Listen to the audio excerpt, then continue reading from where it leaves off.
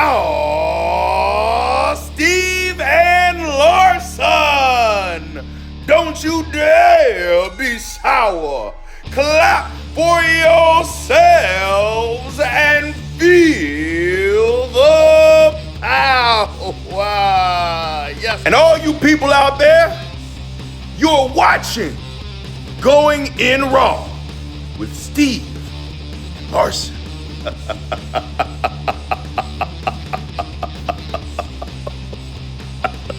Hey, friendo, Steve here. And Larson. And welcome back to Going In Raw, the only pro wrestling podcast you need to be listening to right here at youtube.com/Steve and Larson. Available wherever podcasts can be found, and of course, taped live at the Twitch at twitch.tv/Steve and Larson.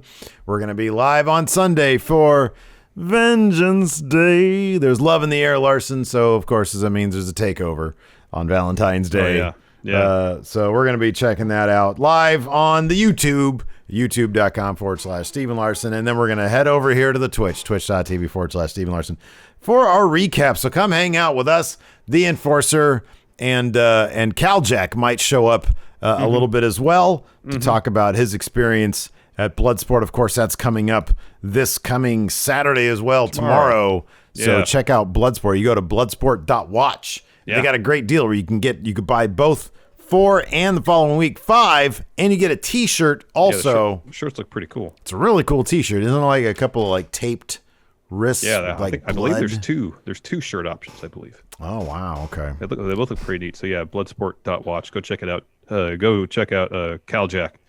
Yeah. Yeah, man. I'm Yes, looking please. forward to it. I hope he beats the shit out of whoever he's facing.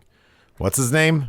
Doesn't matter what his name is. You're going to get destroyed by Cal Jack. Limb from limb. Wow. He's going to pop one out, pop the other out. He's going to bring him to the show on Sunday here.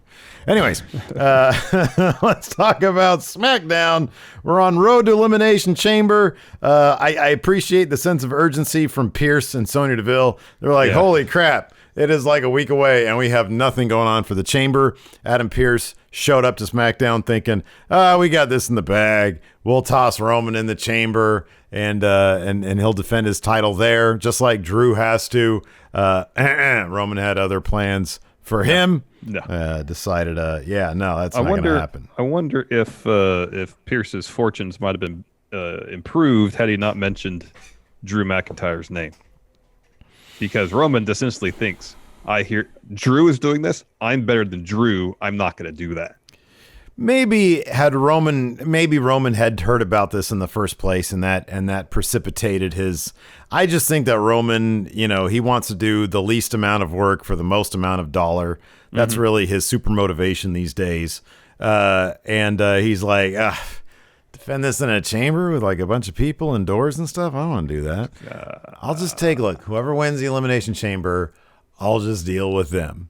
Which brings me to the question, Larson. Who's going to win the Elimination Chamber match and fight Roman Reigns at the very end of the show? It's going to be Kevin Owens. You think it's going to be Kevin Owens? Yeah, it's going to be Kevin He's going to lose again? Do they think that... do you think this was the plan the whole time, even through the Rumble? I don't know. I think the Rumble match, the way that finished with Heyman kind of being slow to uncuff Roman and the ref had to stop counting. I mean, Kevin Owens made a deal about how the ref screwed him out of the win.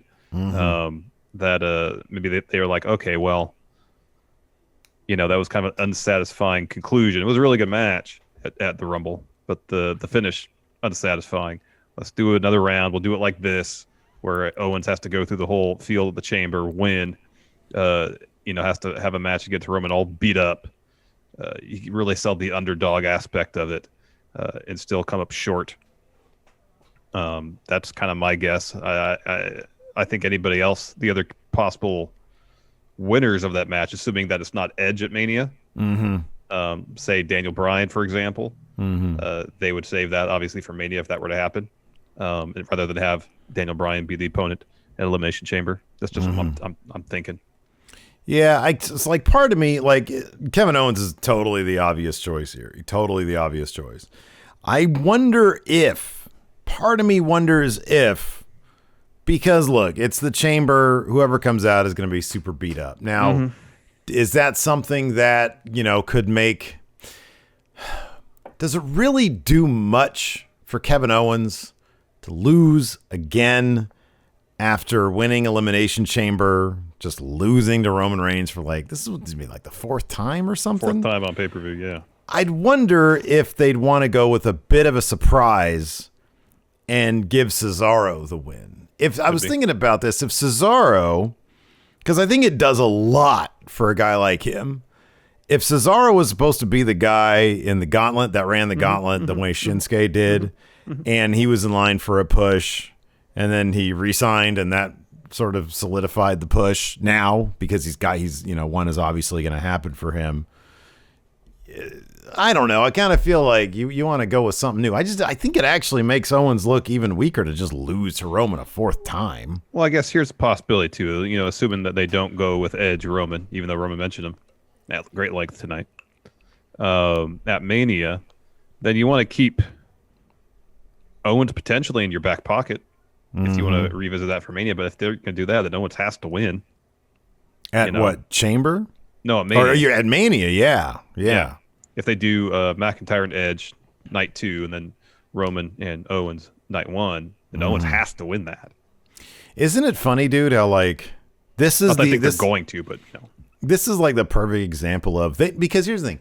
They could be doing that right in front of us and it could be obvious as day, but the way they've treated Kevin Owens over the past 3 years, in our heads, it's so unlikely. And I don't know what more they'd have to do because, it's whenever there's a guy who seems like the inevitable one, like Stone Cold, I always reference Stone Cold in 97, 98. It's inevitable. It's oh man, this guy, especially after the big double turn at Mania against Bret Hart, it's like, oh wow, this is the guy, right?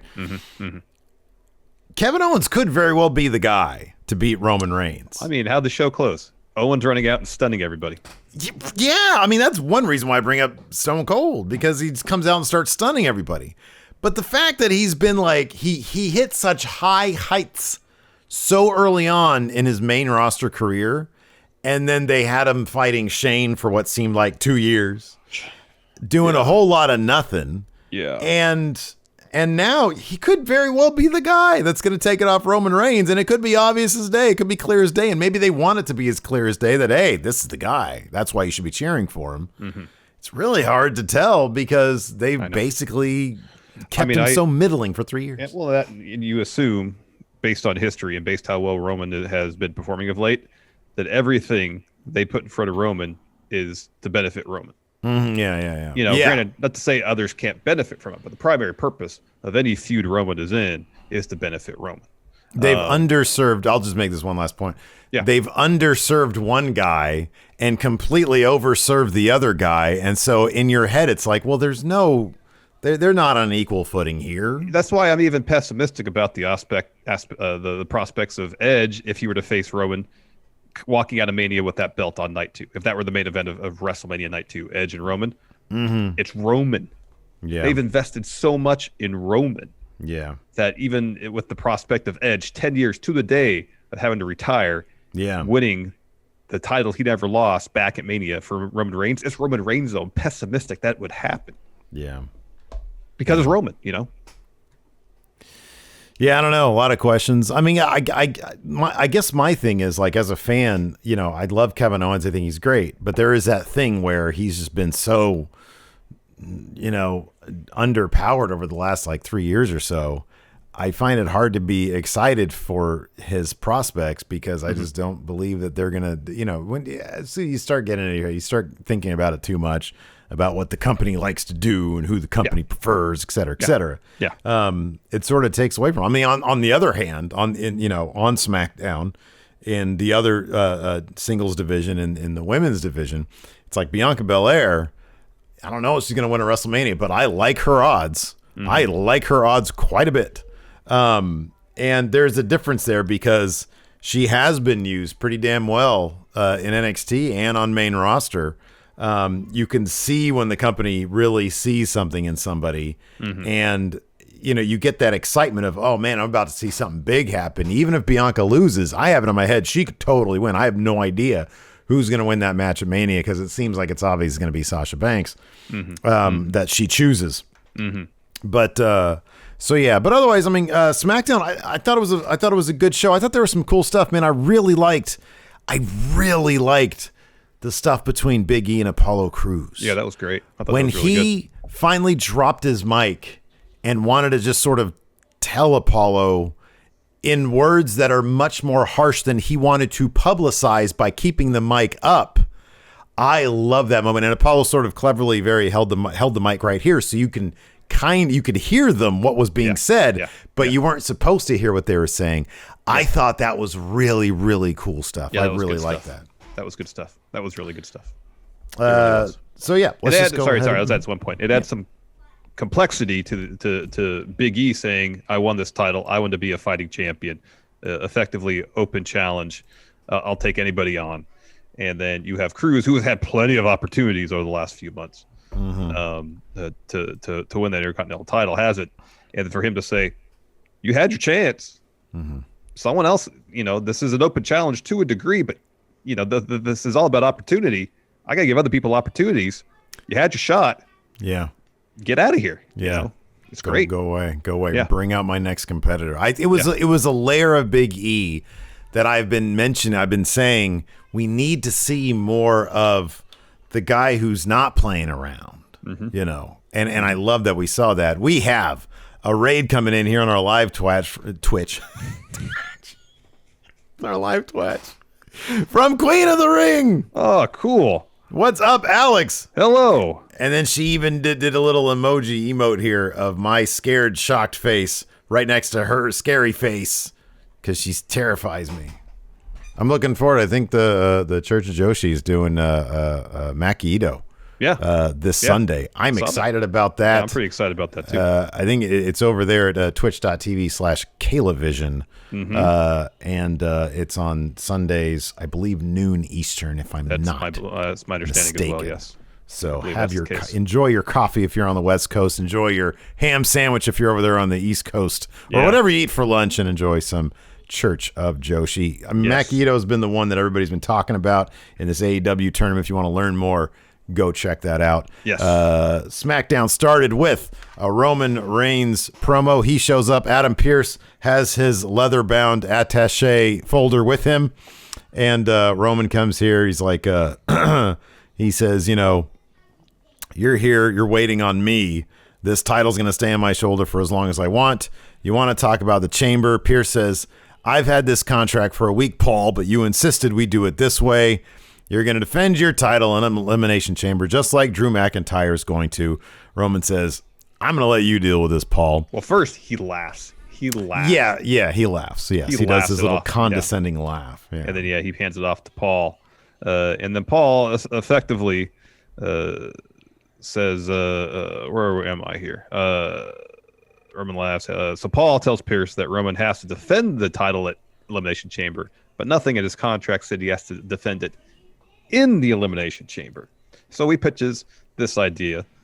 By pitch, I mean he tells Pearce this is what's going to happen. This is what's happening, dude. He tells Pearce, so there's going to be a chamber match. He says, put whoever you want in there. Whoever you want. Doesn't matter. Winner gets the title shot right afterwards. So you have to go through the chamber match. Then you get your title shot against Roman right afterwards. He said, but here's the thing. There's nothing he can do about it. What are you going to do? You're going to fire Reigns this close to WrestleMania? Remember what happened last year? Roman wasn't at WrestleMania? Lowest attended WrestleMania of all time. Adam Pearce, understandably, has just an absolutely. He's like, what are you? Of course, there was. Yeah. And he says Roman's opinion is the only one that matters. Paul tells Pearce to announce the match as he booked it.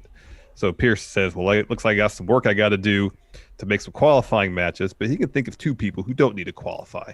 And you guys are familiar with both of these men. First, Jey Uso, who's standing right there in the ring. Ooh. And he's wisely on his way out of the ring. It's like, oh, okay, the second person is Kevin Owens. And Roman, as fast as he could, fast as he could walk, hands the title to Heyman, storms out of the ring, gets right in Pearce's face, and says, you don't understand me.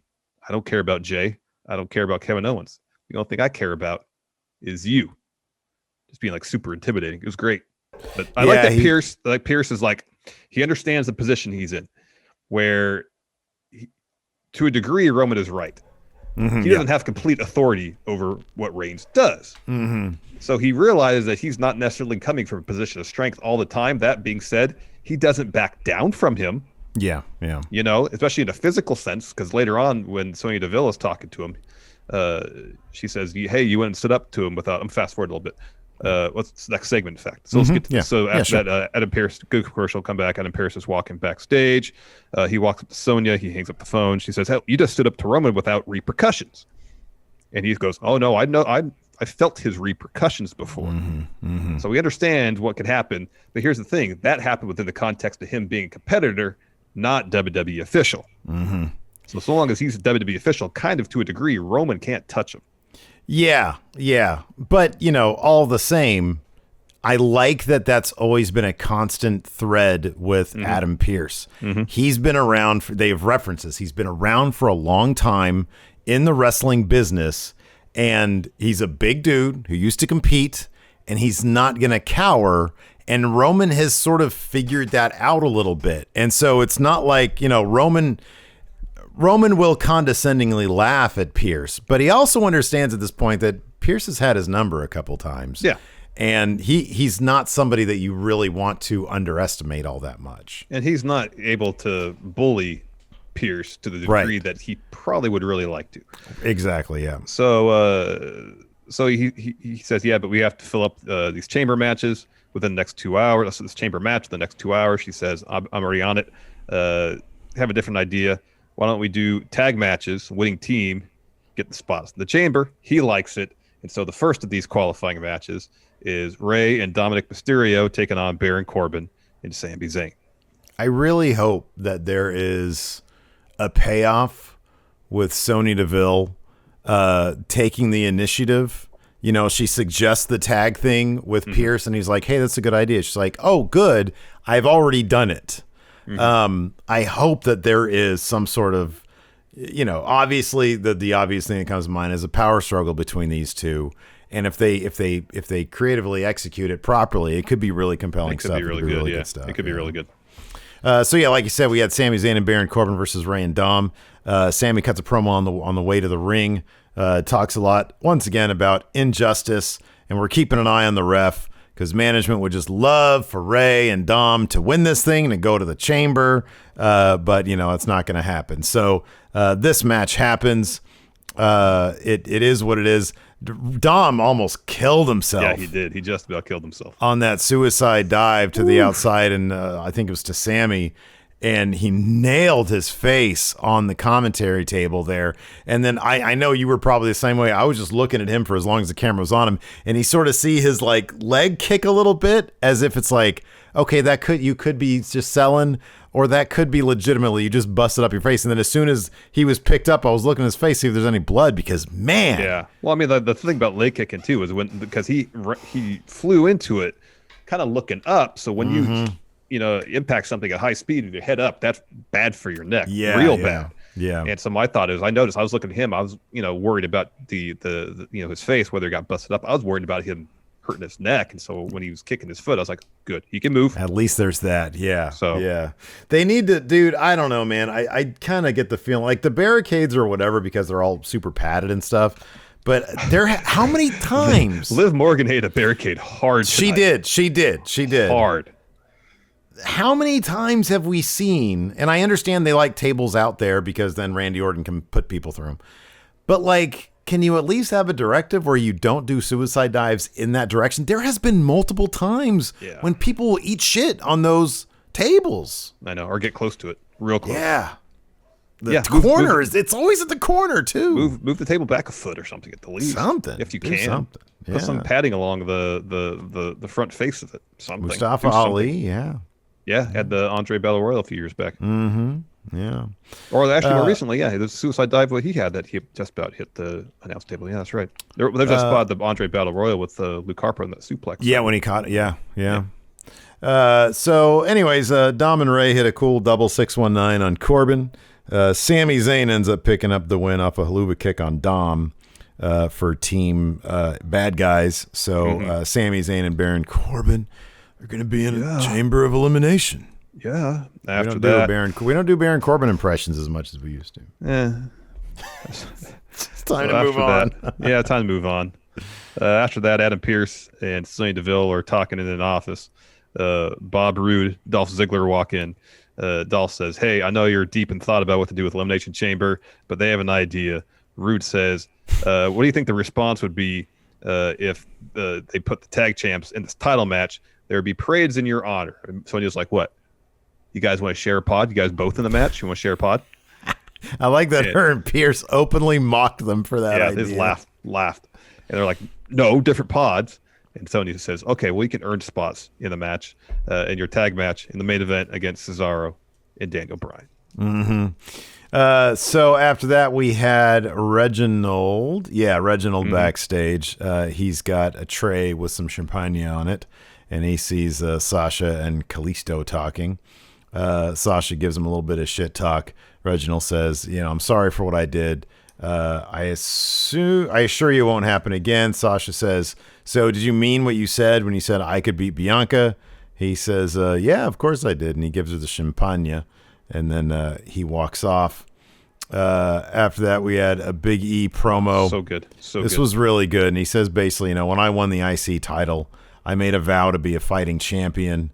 That's a bond between hair follicles and Gorilla Glue. That was good. Did you get that reference? Yeah. That poor girl. Girl.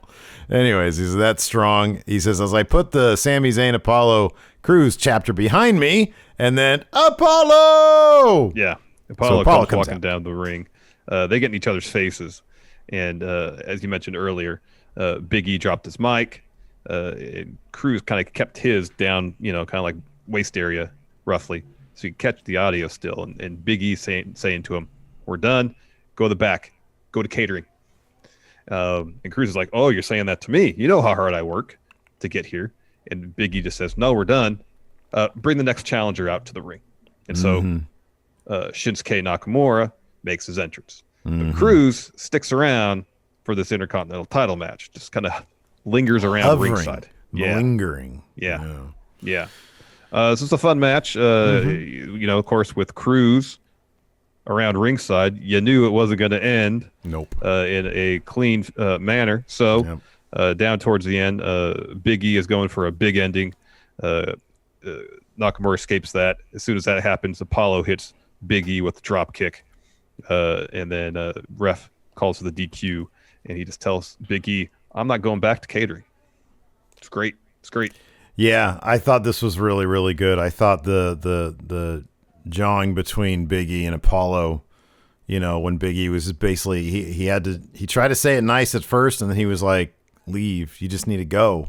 Anybody. Michael Cole, the what did he call the security guard?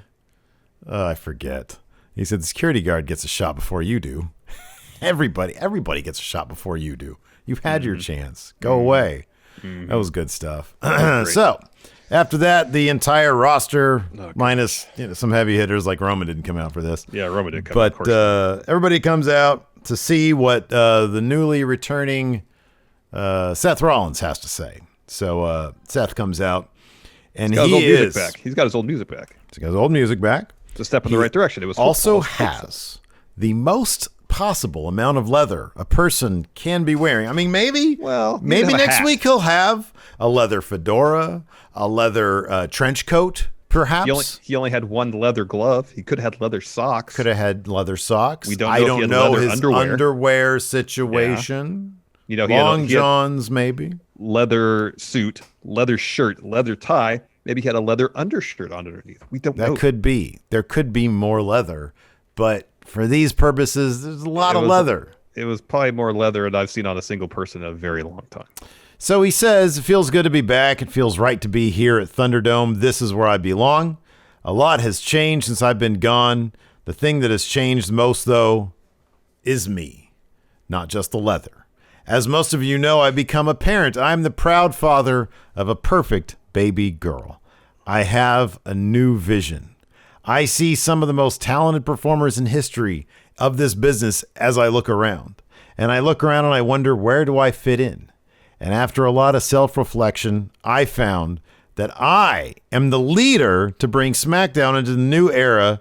It's not about when people start leaving. It's not about what you can do for me. It's about what I can do for you. I can be your leader, your teacher, your mentor. everyone except for Cesaro leaves at ringside. Yeah. He says, but before Seth realizes that, he says, all you have to do for a better tomorrow, a better SmackDown, is embrace the vision. And then he sort of snaps out of it. He looks around and notices. The lights come up. Yeah. Looks around and notices everybody's gone, and he sort of sees Cesaro standing there. And Seth says, I knew you'd get it. I knew you'd understand. And Cesaro basically says, nah, welcome back, but no, I don't want any part of that. And he leaves. Seth fumes at that. As Cesaro walks away, he attacks him with a chop block and then goes after that knee, just really starts giving it to him. The refs come out to break it up, and then Bryan comes out to run Seth off. Yeah. So Seth must have watched one of Alexa Bliss's promos from a few years back when that was a constant thing where she'd set things up like, I'm going to turn face. No, I'm not. Nope. Same thing. Still heel. Same thing. So, like, you get the music, the new Tron, the new graphics. I'm like, okay, yeah, it says embrace the vision there, but maybe they're doing something different with the whole Monday Night Messiah thing.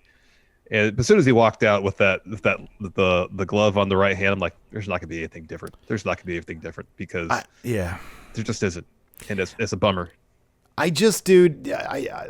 The first impressions are not great. I'm with you on that. I hope that working with. Because I feel like it's going to be, it's going to be him and Cesaro. Then it's going to be him and Daniel Bryan. Like Cesaro is going to be the thing that gets Seth Rollins to Daniel Bryan at WrestleMania. Yeah, probably. And I hope that, given that he's out of the Rey Mysterio thing, all that's done with, I hope that they could freshen up this thing that he does. And it's not just, I can be your leader, I could be your mentor ad nauseum. When I was hopeful back when they first started doing the Monday Night Messiah thing, when it was him, AOP, Murphy, where they could have really expanded the story beyond just the four of them and whoever they happen to be feuding at the time, where he could really draw a line in the sand and do, you're with us or against us.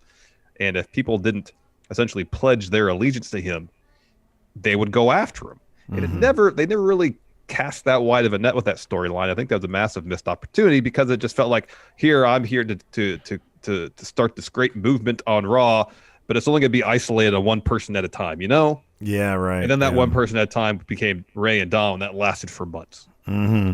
Yeah, dude, I just don't want it to be, I'm going to prove to you that I should be your leader by beating you up a lot. Because that's so one note, and it's so one dimensional as a character. Yeah. It's like, where is the depth here? Is there anything that is of interest? And I'm hoping that maybe a feud with Cesaro, if it's sort of, spearheaded by Daniel Bryan to get them to Mania, maybe we can get something good there because Daniel Bryan's he's a pretty smart guy. That he is. So we'll see how that goes. After that, we had Bayley versus Liv Morgan. Like you mentioned earlier. Liv Morgan, at one point on the outside, launches herself into Bayley. Bayley sort of counters it by moving, and Liv just completely eats that barricade. Face first. Face first. And it's padded, but it's not like a pillow. It's like an inch and a half of padding.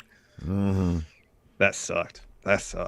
Yeah. So Bayley has the advantage for a bit. Liv mounts a short comeback, but then Bayley starts working Liv's shoulder because Liv starts selling that after the barricade spot. Liv responds with the Insigiri, a code breaker. Billie Kay comes down to ringside. She goes over to Ruby's like, hey, she has her stack of headshots. Hey, I really want to apologize. I'm really sorry about what's been happening. Ruby's like, now's not a good time. Not now. And then Ruby grabs the headshots and flings them. Well, they end up going in the ring. And so the ref goes to clear the headshots out of the ring because that's danger for the wrestlers in there. You step on those, you could get hurt. Boom. And so while that's happening, Bayley puts a thumb in Liv's eye, hits a rose plant to get the win. Yeah, I had to side with Corey Graves on this one. If you're Ruby, why are you just throwing those headshots into the ring? Like, I get that Billie Kay was out there, but still, Ruby's got to take some of the responsibility. You think so? It seemed like Billie came out there with the best of intentions. Yeah. She's a hustler. She's trying to get her business going. Afterwards, we had Cesaro and Daniel Bryan in an interview. Cesaro says, I'm ready for this tag match. I'm fine. I'm good to go. And Daniel Bryan says Cesaro's one tough cookie. Yep. After that, Street Profits, they're at Daytona 500. They give, I think, the NASCAR champion last year, WWE title. He gives them a couple of helmets and some red cups with his number and logo and stuff on it. Mm-hmm. And they have a match next against Otis and Chad Gable. They have a brief little promo. And then Gable and Otis have one too, where they're training a new finisher, practicing a new finisher while training. So Otis hits that. It's like a running discus lariat type deal. And then Gable says, "Hey, I want you to take this next level. Start doing some squats." And he grabs a smoke machine and starts shooting at him. Yeah. Montez Ford got a haircut. Yes. Looks very, very nice and clean. Handsome young man. So Chad Gable, as would be expected, putting on technical clinic throughout this match. Especially how many early. Arm drags did he do? Oh, him and Dawkins. The opening bit between him and Dawkins was great. Wasn't it awesome? Yeah, it was really good. Yeah. Otis gets the tag in. He flexes his power. Chucks Ford out of the ring. Hits Dawkins with an exploder. Hits a corner splash. Caterpillar. Gable says, "All right, it's time to do the move we practiced." Yeah. Oh, so he gets tagged in. Otis goes to run off the ropes. Ford low bridges him out. Dawkins then blocks Gable's rolling German suplex. Street Profits hit the spine buster frog splash combo to get the win. Oh, yeah. So how long is it going to be before we see that finisher actually work? Because I feel like that's going to be a thing. Never. Never? No? Never. What a bummer. I'm really looking forward to that. It looks like, because it's like, yeah, it's the discus form, but it's also... I think it's a combo with the German suplex. Yeah, there's some sort of throw involved, yes. Yeah. After that, so as the Street Profits are leaving, I love when they do this. As the Street Profits are leaving, Sasha Banks' music hits. It's time for Boss. So she comes out, and they sort of stop, and they sort of do a little dance with her. They're having a good time. But as they're leaving, Montez starts pointing at the title and doing the waist thing, because that's going to belong to his wife. I really like that little touch right there. Yeah, that was nice. So Sasha in the ring says, everybody's talking about Bianca's decision. She says, "Bianca, I like you a lot. And there's only one choice for the EST to make, and that's M.E. Mia." And Bianca comes out. She says, "I see you with all your accomplishments being women's champion. I see you and I heard what you said, and I like you too. But girl, because you're not the boss of me, because it's my time and I'm enjoying every second of it." And then Nia Jax and Shayna Baszler interrupt. Nia says, "Man, look at the size of your egos. How can you even fit in the same ring with how big your egos are? Why is everybody talking about Bianca's decision? Who cares?" Shayna says, "On the same night you won the Rumble match, we got our tag titles back. Why is nobody talking about that? They're ignoring us." Nia says, "We're the most dominant force in WWE. We're on a roll." Correct. So Sasha says, "Well, speaking of a roll, I came prepared. Let's roll some footage." And the footage is from Raw this past Monday night, where Shayna took a pin. She ate a pin from Naomi. And Sasha was like, whoa, that wasn't the footage I was talking about. Of course, we all know what footage she's talking about, including Nia. She says, "You wouldn't dare roll that." And Bianca says, "Roll the footage." Yep. And it's, of course, the footage of Nia Jax being dumped on her butt and saying, "My hole." My hole. So evidently, WWE, they don't care about censoring it now, because it wasn't on the Hulu version, and they took it out of the YouTube version. They're but now full they're speed fine ahead with My Hole. Yep. So coming back from that, Nia and Shayna attack.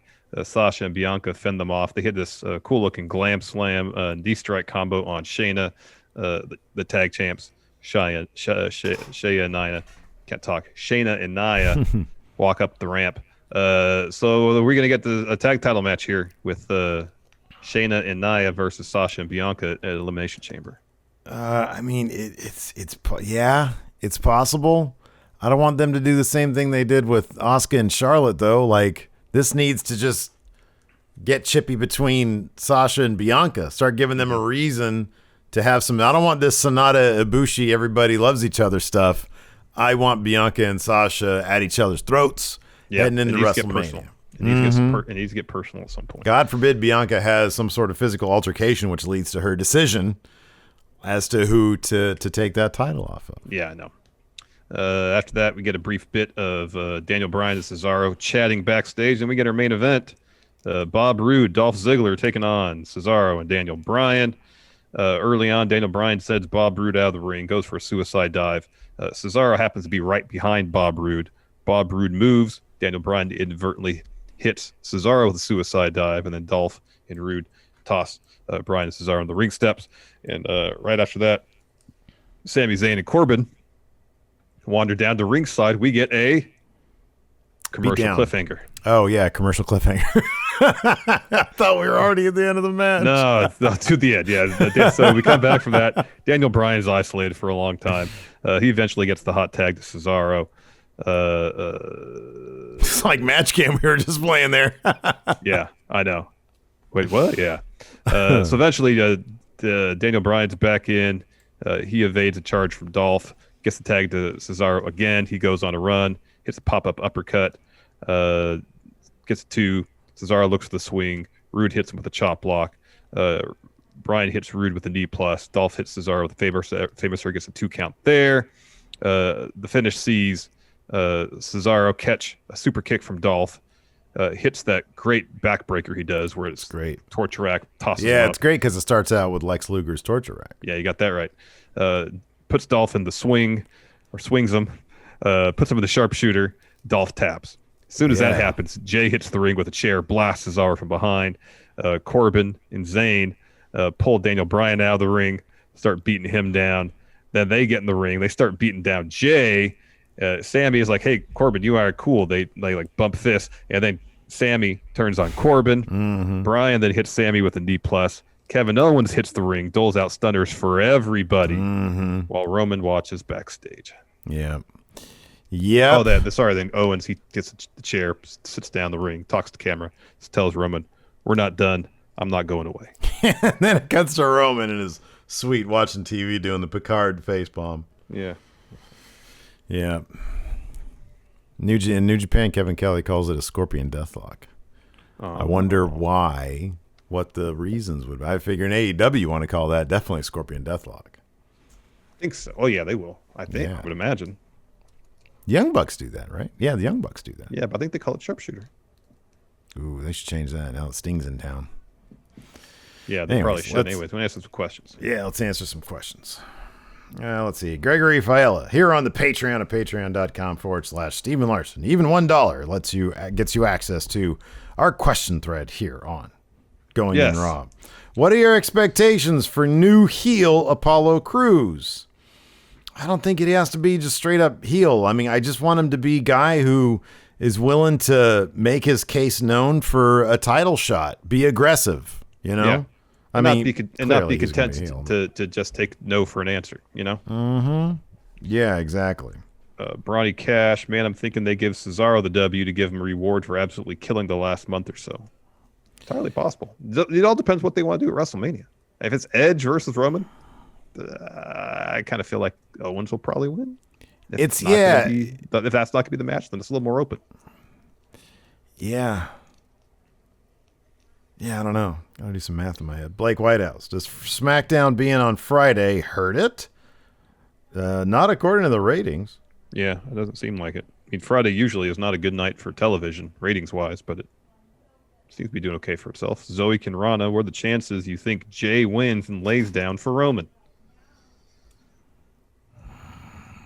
Elimination Chamber is such a minor pay-per-view that that's a possibility. It is. That's a possibility. Alex Foster. I mean, it could be that I could see something like that happening where Jay wins it due to shenanigans and he lays down for Roman and then Kevin Owens shows up and stuns them all, you know, just to prolong stuff. I don't know.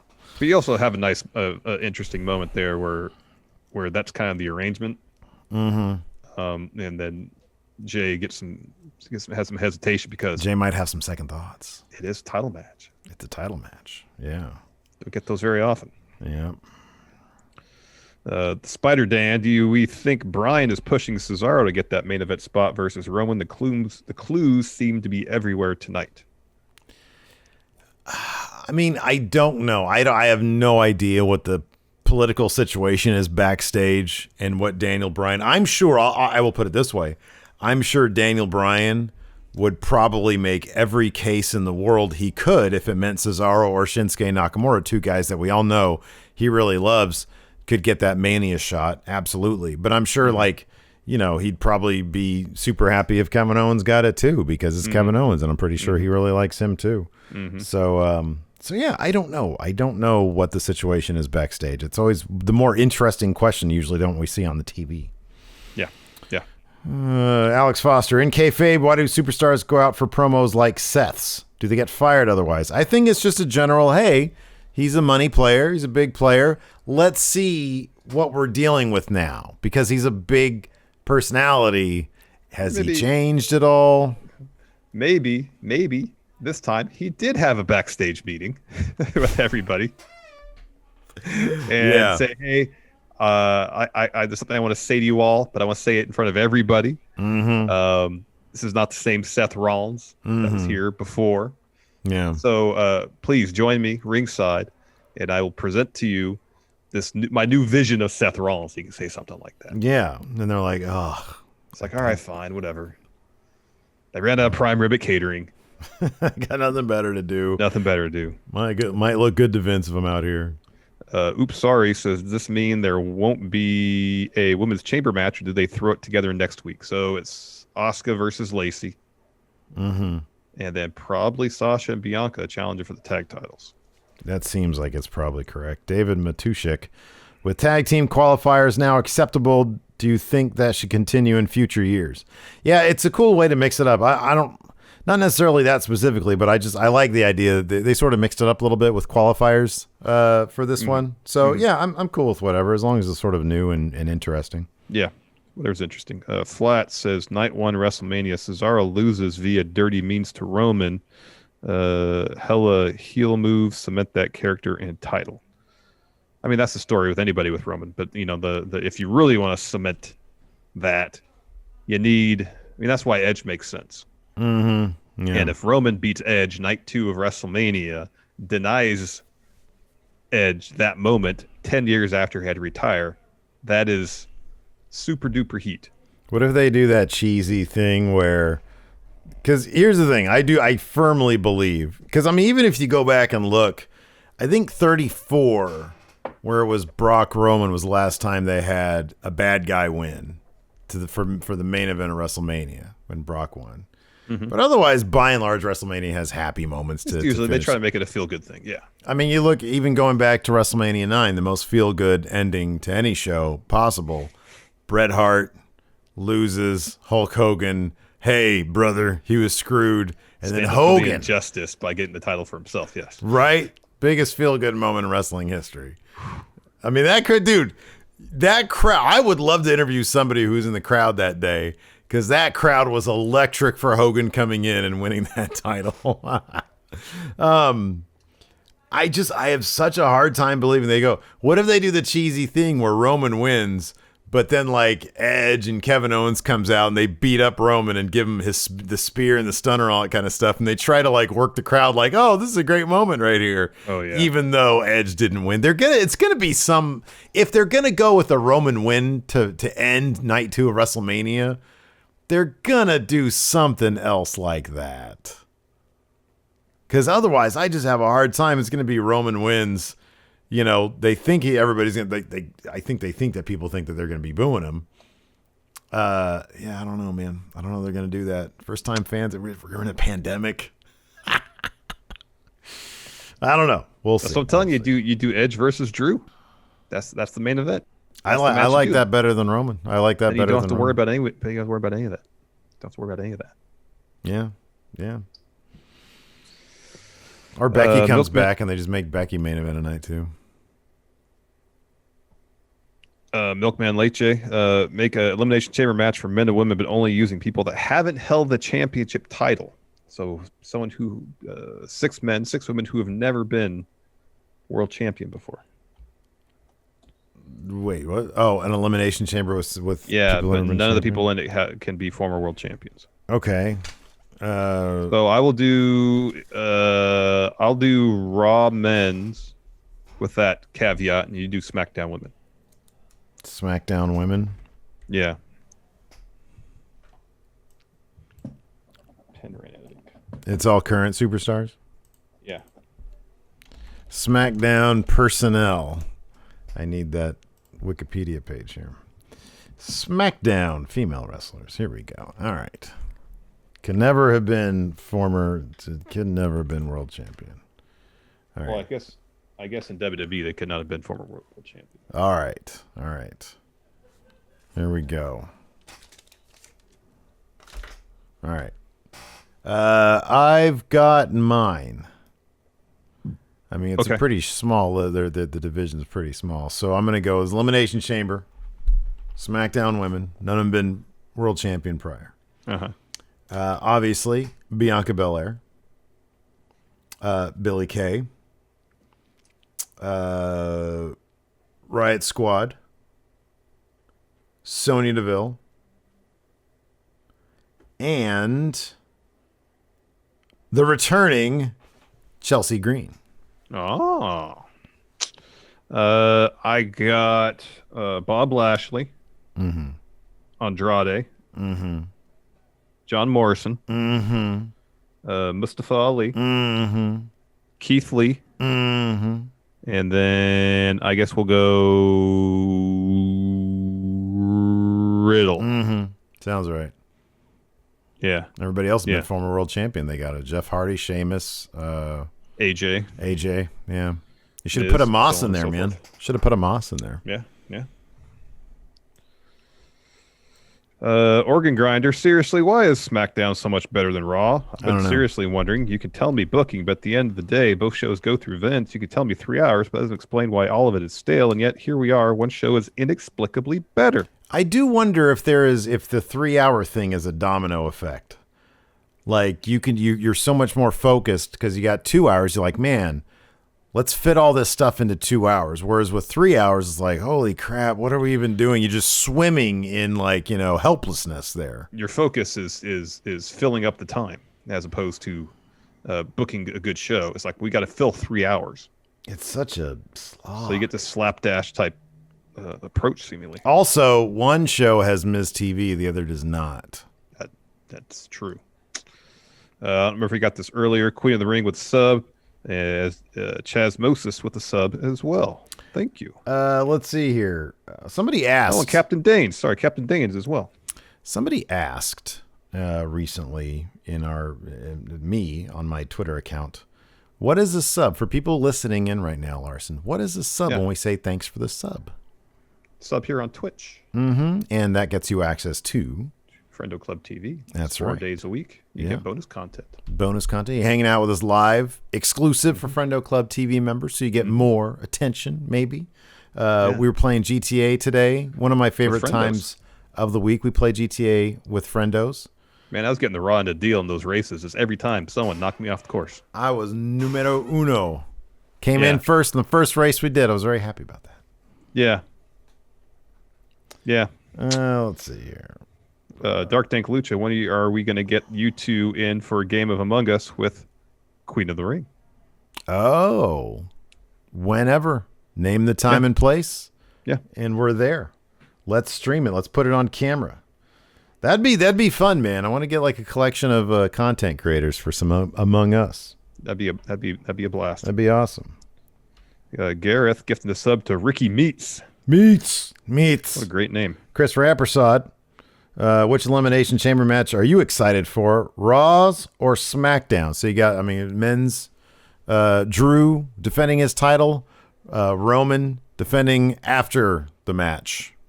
I'm going to say SmackDown because I think there's more, like Drew's going to win the Raw one. I don't think the outcome's in doubt. Whereas on SmackDown, I think Owens is going to win. Cesaro wins. I wouldn't necessarily be surprised. Daniel Bryan wins. I wouldn't necessarily be surprised. Yeah, the SmackDown one is more compelling. There are several. I think there's 3 distinct possibilities in SmackDown. I wouldn't be surprised if it was Daniel Bryan, but I'd still say Cesaro, Kevin Owens, and Jay. I could see all those happening. Gareth gifted another sub to Scotty Bosox. Thank you, Gareth. Dog Authority figured, do you like Jay in the chamber? Would that spot be better used than someone else like Nakamura? It would be nice for Nakamura to be in the chamber. It would be, but in terms of the story, I think it's great to have Jay in there. You know what would have been fun is if Sonya Deville played a little bit of mind games and decided, hey, I saw two guys with some history, Nakamura and Sammy, interact last week backstage. I'm going to put them in that tag match because then you don't get Baron Corbin in there. And you put Nakamura in there instead. Nakamura, Sammy, Cesaro, Daniel Bryan. I mean, man. Yeah, loaded field. Loaded. Maggie gifting some subs to Aeronautical, Cosmic 497, Dorito Might, Silvus the Slayer, and Blickety. Blickety. Let's see here. Moses Opposes. This is good. Now that Wesley Blake is without a partner, what do you think the chances are that Vince says, hey, you and Murphy would make a great team. I'm a genius. I'd love to see a return to those guys, and then they could do a thing with Alexa. How about you put them both on Raw, and they could be like Alexa's henchmen. That's good. Sin Kills in their prime. Rick Rude versus Mr. Perfect for the vacant WWE World Title. Which Big Four pay-per-view does a headline, and who wins? Feels like a good SummerSlam right there. Feel like it's a solid SummerSlam match. Oh, man, you got to assume Mr. Perfect's the face. Perfect gets the W. How often was he a face though? Perfect? Not very. Not very often. But How I feel often like in was WWE, Rude a WWF, at WWF, I think never, basically. Yeah, I don't think so, huh? Oh man. You know, I love Mr. Perfect. But give me Rick Rude. He used to airbrush the wife airbrush tights of his opponent on his crotch area. Yeah, it's pretty funny. Right there where the dick is, Larson. Yep, it's pretty clever. Rude. Night by night, if you had to purchase a new vacuum cleaner, what SmackDown superstar would you bring with you to the store to ensure your purchase was a good one? Sami Zayn. Yeah, okay. He's like the Ralph Nader of SmackDown. So you'd be getting a wise purchase. Smart consumer options. Yeah, that's a good one. I would go with Tyson Kidd because I always go with the Dyson vacuum cleaner. That was a terrible answer. Terrible. I'd go with Kenny Omega because he's the cleaner. There you go. Ryan K. Lamb book a Miz TV segment that'll close night 2 of WrestleMania. Oh, wow. God, that's the worst. It's Miz TV with special guest SmackDown superstars Baron Corbin and Dom Mysterio. Oh, wow. That's literally the worst segment I could think of. And then it's interrupted by Lacey Evans and Ric Flair. Here's how you make it good, though. It's interrupted by Bray Wyatt, and suddenly it's a Firefly Funhouse match within the confines of Miz TV. It's a Firefly Funhouse Inferno match. It's that one. And then Randy Orton comes and burns them all alive. Dr. Lipkin says, just once I want to see someone that cashes in Money in the Bank get hit in the underbusiness as soon as the bell rings. DQ finish means no title change, but briefcase is spent 100%. There you go. That's perfect. That's absolutely perfect. All right. We're going to answer some more questions here on the Twitch. Thanks, everybody, for tuning in. We appreciate it. Join us Sunday for our Takeover Vengeance Day live stream. Thanks, everybody. We'll talk to you later. Goodbye. Help support Going In Raw today by becoming a Friendo Club TV member. You'll get access to new bonus episodes every week, including Friendo Club Arcade, Live Power Rank, Vintage 10 for the Wins, and Ask Steven Larson. Get access to Friendo Club TV today by becoming a $5 and up patron at patreon.com/Steven Larson, by throwing us a sub at twitch.tv/Steven Larson, or by clicking join at youtube.com/Steven Larson.